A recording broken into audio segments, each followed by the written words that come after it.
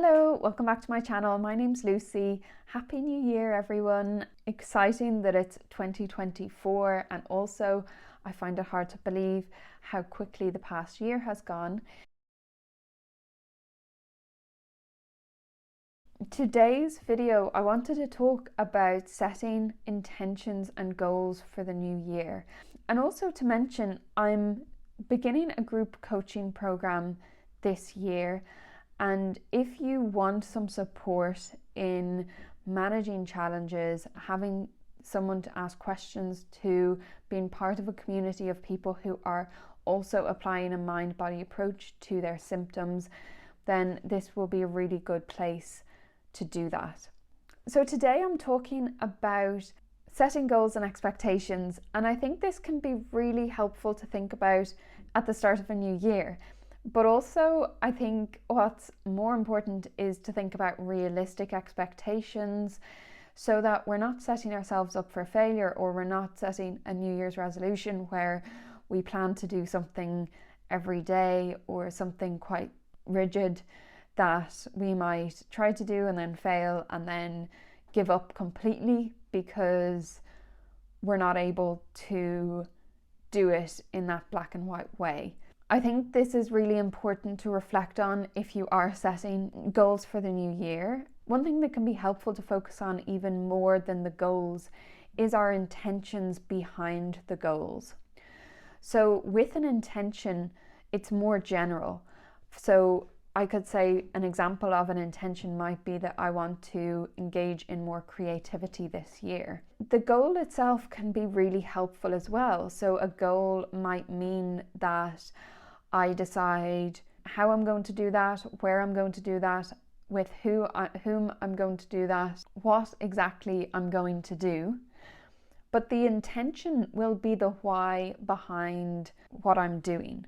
So the intention might be, I really want to engage in creativity because it's a value that really matters to me, and it gives me a sense of pleasure, it gives me a sense of flow, it makes me feel like myself. So we know why we're doing it in the first place, and knowing why we're doing it and knowing that we want to do it in general is the most important part, really.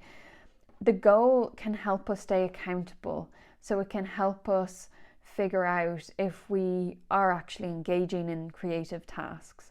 So if I set the goal of making up a new game for my niece, that could be one specific goal. I'd decide when, where I'm going to do it, how I'm going to do it, and I then have a very measurable outcome that I can say, yes, I've done it, or no, I didn't do it.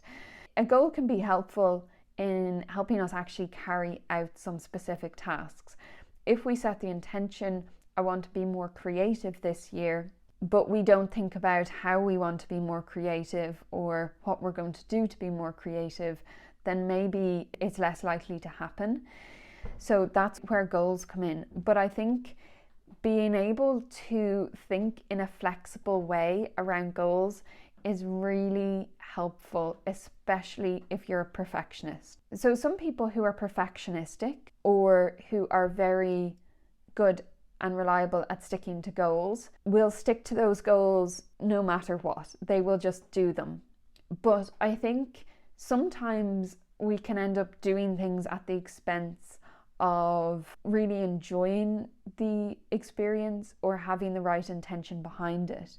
So if, for instance, you set the intention of wanting to learn more this year and the goal was to read one book a month, whatever is realistic for you, if you are someone who will stick by that regardless of whether you're enjoying the books or not, or whether the books are useful in some way or not. The intention is about why you're reading the books in the first place, which is because you want to learn more.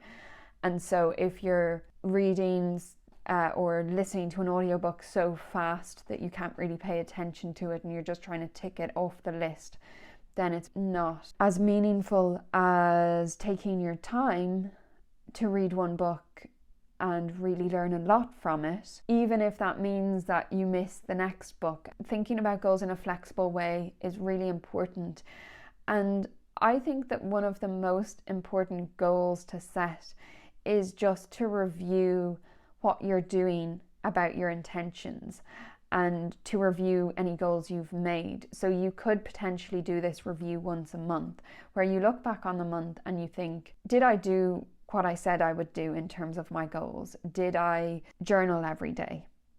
And if the answer is no, then that's okay, because your main goal is to check in on whether you did it or not, and not to beat yourself up for not doing it, but ask yourself why you didn't do it from a place of curiosity, interest, and understanding that sometimes there are reasons why we don't do them. Maybe it was unrealistic in the first place. Maybe actually you don't have time to do journaling every day.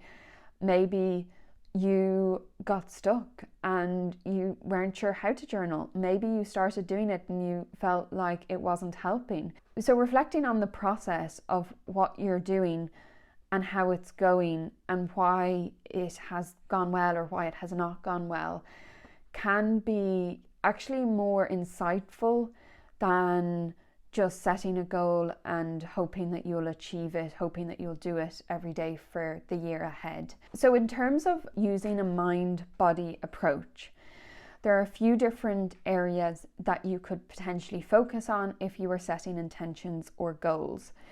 So one is your belief in the approach and building evidence. So if you have just come across this, you're new to a mind-body approach, it might be helpful to listen to podcasts and read books to understand it more and to build evidence that this approach applies to you. Because without that basic information about what the approach is and how it might apply to you, it's unlikely you're going to use this approach. The second area is sending messages of safety to the brain and the body, and instilling new beliefs and neural networks that are different so that you can recover.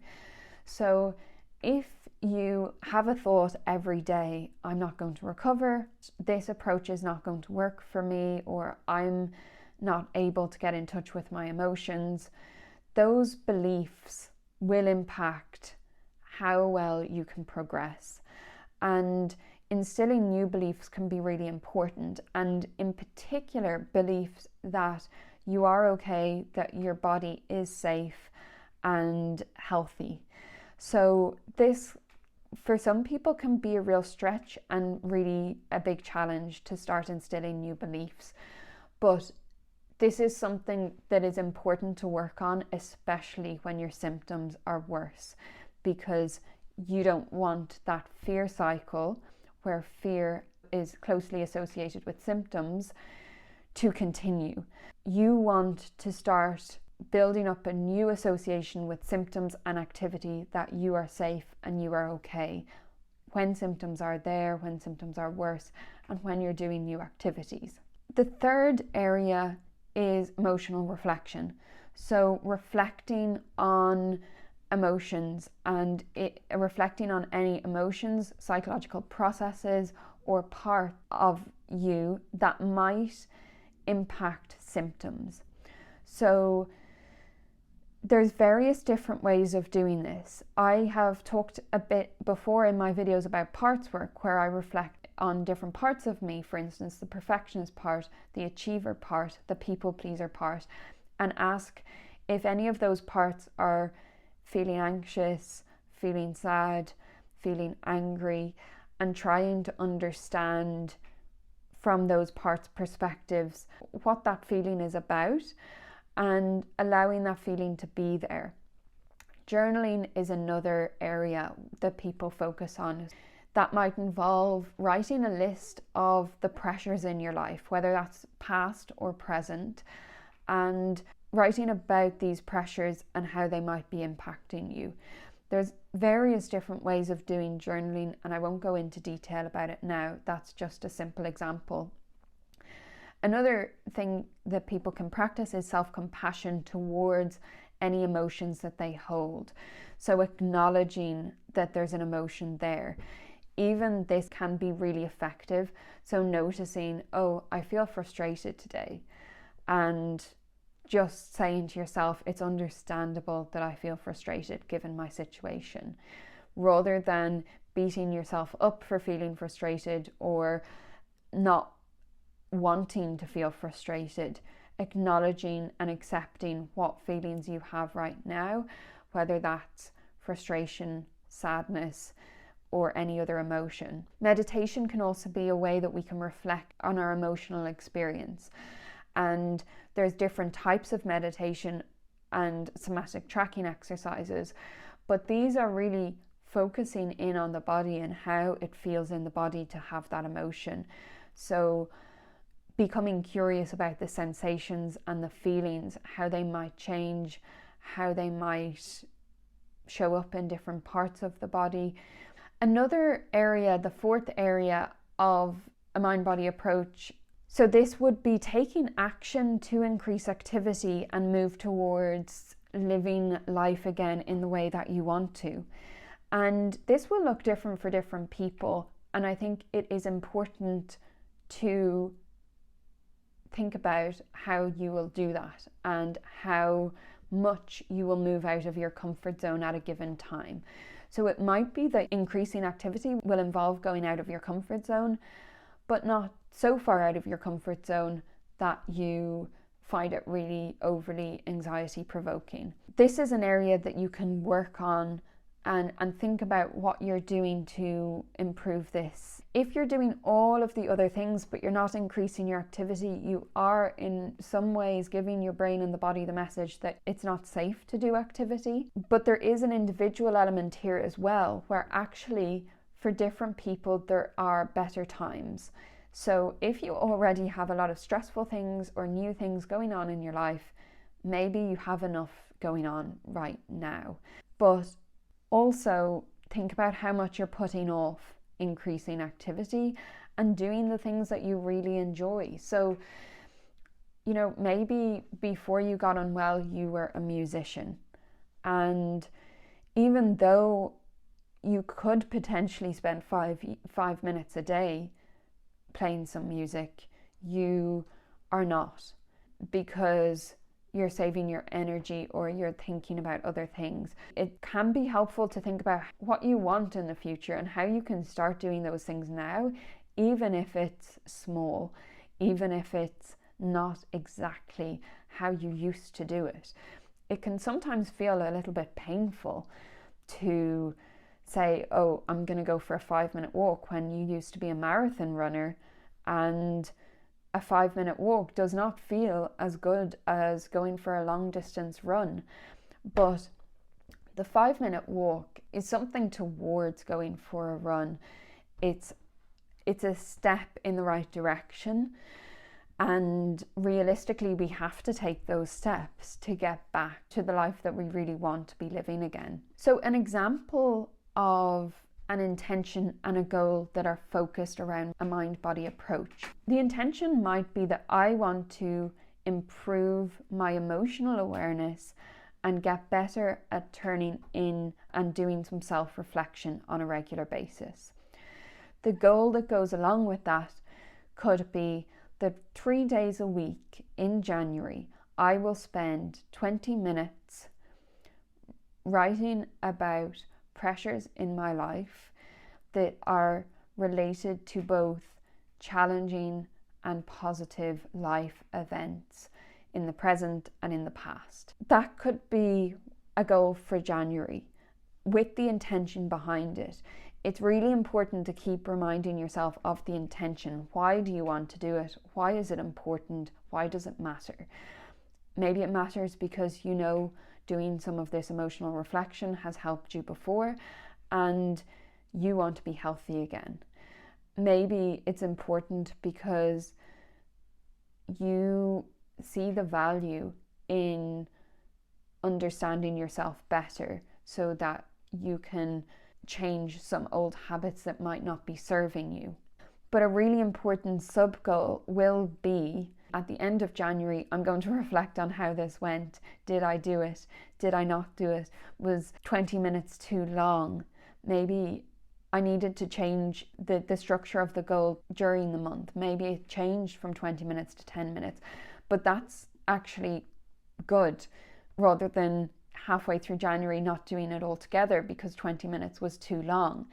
So reflecting on what went well, what didn't go well, and why it didn't go well can be important. Maybe setting a new goal for each month, or even if it's the same goal for every month, put a reminder in your phone or in your calendar to do a review about how the goal is going. And the goal itself is way less important than the intention.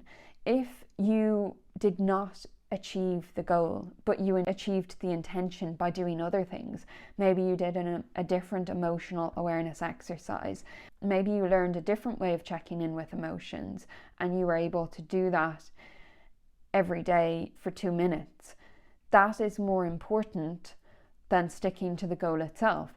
The reason we set the goals in the first place is just so that we have something to stick by and something specific, because without making specific plans, the plans are less likely to happen. Learning how to plan flexibly is a challenge, and I think the whole point is that no one is perfect, so no one is going to stick to these things perfectly. And in some cases, it's actually better for us not to stick to things perfectly, because maybe we need to be able to say, I'm human, I have a cold today, I have very little energy, and I want my energy to go on something else. So I think the flexibility and the intentions are really important. So as I said at the beginning of this video, I'm offering group coaching sessions beginning this year, and if you are interested in having some accountability for sticking with your goals and keeping your intentions in mind, this is a really good space to do it. I'll put the details in a link in the description so that you can have a look at that. Using a mind-body approach is not easy, and it takes quite a lot of consistency, trial and error, problem solving, and doing that alone can be more challenging. So when you're doing it as part of a group, or when you have someone to ask questions to, it can be really helpful in terms of following through. So if you liked this video, please like and subscribe. If you're interested in joining my Facebook group or following me on Instagram, there's links in the description. Happy New Year, thanks for watching, and I will see you in the next video.